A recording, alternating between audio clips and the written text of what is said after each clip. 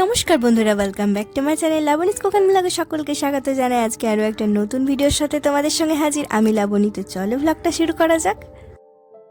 তো এই হলো আমাদের ডাইনিং রুম, যেটার আজকে আমরা মেকওভার করব। তো এটা অনেক পুরানো, দেখতেই পাচ্ছ। আমাদের যখন বাড়ি তৈরি হয়েছিল তখন সাদামাটাভাবেই বাড়ি তৈরি হয়েছিল।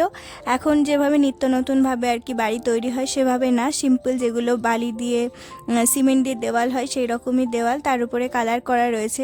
কালারটা যদিও অনেক খারাপ হয়ে গেছে, কালার করতে হবে, কিন্তু এখন এই মুহূর্তে হচ্ছে না, কারণ কালার করাটা একটা অনেক বড় ঝঞ্ঝাট, সমস্ত জিনিস সরিয়ে।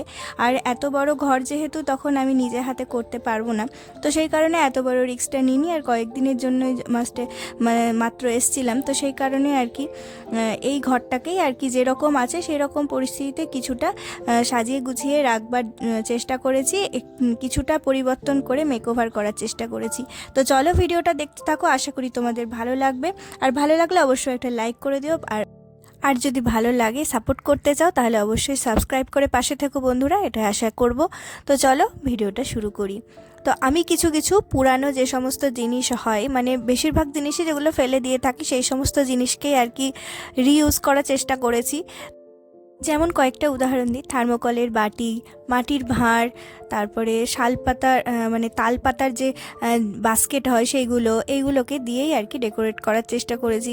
কারণ এমন মানে কন্ডিশন ছিল যে ডেকোরেটিভ আইটেম কিছু কিনে যে ডেকোরেট করব ঘরটা, সেই টাইমটুকু আমার হাতে ছিল না। তো সেই অল্প সময়ের মধ্যে মেক ওভার করার জন্য আমি এটা করেছি। তো এই কাজটা আমি দুদিনেই কমপ্লিট করেছিলাম। তো প্রথমেই এই ডাইনিং রুমটাকে পরিষ্কার করার পালা। তো যে সমস্ত অপ্রয়োজনীয় জিনিস ছিল সেগুলোকে আমি সরিয়ে ফেলেছি এখান থেকে। যেমন ধরো একটা পুরানো টিভি ছিল, আরও অনেক কিছু হাবিজাবি ছিল, তো সেগুলোকে স্টোর রুমে রেখে এসেছি। আর ঘরটাকে একদম পরিষ্কার করে ফেলেছি, চারিদিকে ঝুলটুল ধুলো ময়লা ঝেড়ে ফেলে পরিষ্কার করে নিয়েছি। তারপরে এই টেবিলটাকে অ্যারেঞ্জ করে রাখলাম। তো আমার শাশুড়িমা যেহেতু ওপরে যেতে পারে না, তো সেই কারণে এখানে অল্প কিছু ঠাকুরকে রাখে সামনেখানে, সন্ধে দেয় বা সকালবেলায় প্রণাম করার জন্য। তো ঠাকুরগুলোকে এক সাইডে রাখলাম, আর এদিকটাই একটা ঝুড়ির মধ্যে যে সমস্ত রেগুলার ক্রিম ট্রিম থাকে সেগুলোকে আর কি রাখলাম। এইবারে যে সমস্ত জিনিসকে রং টং করে নতুন করার পালা, সেইগুলো করতে শুরু করেছি। এই একটা টেবিল ম্যাট, যেটা দেখতে খুব সুন্দর লাগছিল, কিন্তু এটার রংটা একদমই খারাপ হয়ে গেছিলো, তো ওটাকে কালার করলাম, হোয়াইটের মধ্যে রাখলাম। আর এটা একটা সোলার বাটি, তো থার্মোকলের বাটি যেগুলো প্রসাদ দেই বা অনুষ্ঠান বাড়িতে আর কি এনে থাকি আমরা। তো সেই থার্মোকলের বাটি আর কি ধুয়ে রেখেছিলাম, এটা প্রসাদেরই বাটি ছিল, তো এটাকে ফেলে না দিয়ে এটাকে একটা ডেকোরেটিভ আইটেম হিসাবে কাজে লাগাবো।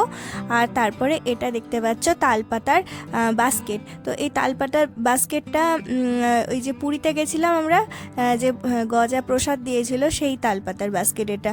তো আমার মা আবার ফেলে দিয়েছিল, তো আমি এটাকে কুড়িয়ে এটাকে কালার করেছি ব্লক হিসাবে যেভাবে ছিল, তো সেগুলোকে প্রত্যেকটা আলাদা আলাদা কালার করেছি, অরেঞ্জ আর ইয়েলোর মধ্যে। আর সামনের দিকটায় দিয়েছি একটা লেস, যেগুলো ওই যে বিয়ের জন্য যে সমস্ত সাজানো হয় না, ট্রে সাজানো হয়, তো সেই লেসটা আর কি পড়েছিল কিছুটা, তো সেটাকে কাজে লাগিয়েছি। আর চাইলে কিন্তু অন্যান্য বাজারে বিভিন্ন ধরনের লেস এসে থাকে, সেগুলো তোমরা লাগাতে পারো, দেখতে ভালো লাগবে। যত বেশি ডেকোরেট করবা তত ভালো লাগবে। এর ওপরে একটা একটা করে মিররও লাগাতে পারি, কিন্তু আমার কাছে সেই মুহূর্তে ছিল না মিরর। তো আর এই বক্সটা দেখতে পাচ্ছ, এই বক্সটা হলো একটা অনেক পুরানো বক্স, কিন্তু এটা ভেঙে ফেটে কিছুই হয়নি, তো ভাবলাম এটাকে একদম কালার করে নতুন করে ফেলি।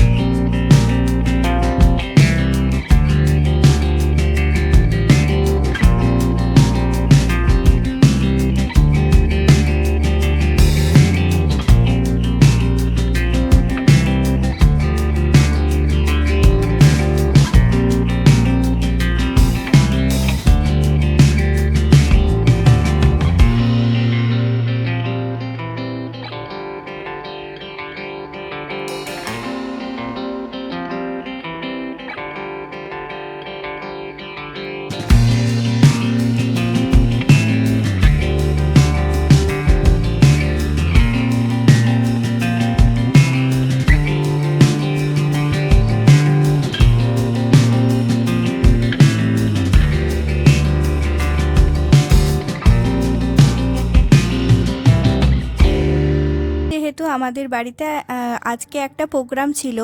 প্রোগ্রাম বলতে কি কয়েকজন আর কি আমাদেরই আত্মীয় স্বজন গেস্ট আসবে, তো সেই কারণে এখন দিনের বেলায় আমি আপাতত এটুকুনি করে রাখলাম।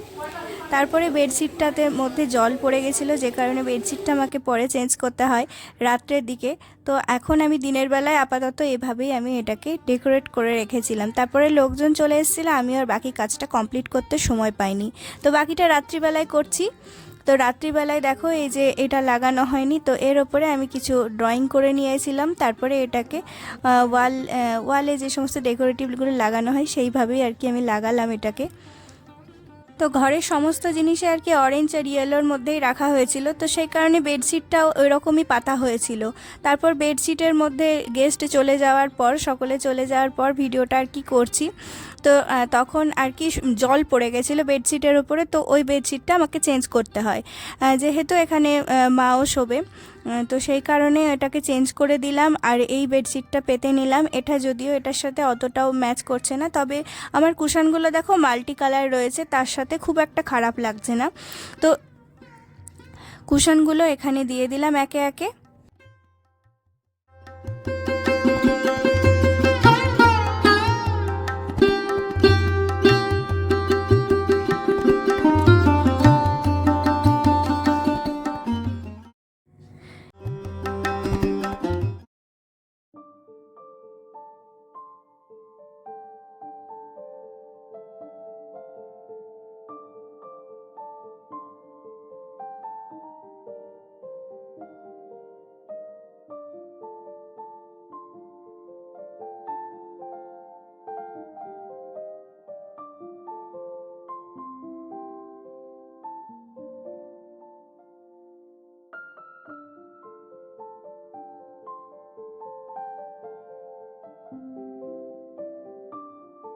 তো রজনীগন্ধা স্টিকগুলো অনেক ডিস্টার্ব করছিল, সেই কারণে রজনীগন্ধা স্টিকটা সরিয়ে দিলাম, শুধু চন্দ্রমল্লিকাগুলো রাখলাম। 3টে কালার, সাদা, ইয়েলো আর অরেঞ্জ। তারপরে এবার একটা ট্রেটা, যে ট্রেটা আমি হোয়াইট কালার করেছিলাম, ওই ট্রেটার মধ্যে রাখবো একটা অ্যালোভেরা গাছ, কারণ এই মুহূর্তে আমার কাছে কোনো গাছ ছিল না। তো অ্যালোভেরা গাছটা একটা ভাঙা কাপ, ডাঁটাটা ভেঙে গেছিলো, তো ওটাকে ডেকোরেট করে নিয়েছি, মানে ডেকোরেট কিছুই করিনি, খুব সুন্দরই ছিল কাপটা, ওর মধ্যে লাগিয়েছি। আর রাখলাম একটা চামচ স্ট্যান্ড বানিয়ে নিয়েছি, এটা একটা প্লাস্টিকের গ্লাস দিয়ে, আর কাঁচের গ্লাস, আর এটা হলো মাটির ভাঁড়, যেটাকে কালার করে আমি একটা মোমবাতি স্ট্যান্ড বানিয়েছি, মোমবাতি হোল্ডার, আর একটা শোপিস। তো টেবিল ডেকোরেশনও আমার কমপ্লিট হয়ে গেছে, ডাইনিং টেবিল অ্যারেঞ্জ হয়ে গেছে। এবারে এদিকটায় লাইটিং লাগিয়ে দিয়েছি দেখো, আর একটা যেটা হোল্ডার বানিয়েছিলাম তালপাতার ঝুড়িটা দিয়ে, তো ওটা একটা লাইট হোল্ডার বানিয়েছিলাম, তো ওটাও লাগিয়ে নিয়েছি কর্নারে। এবারে তোমাদেরকে ফাইনাল লুকটা দেখিয়ে দিলাম।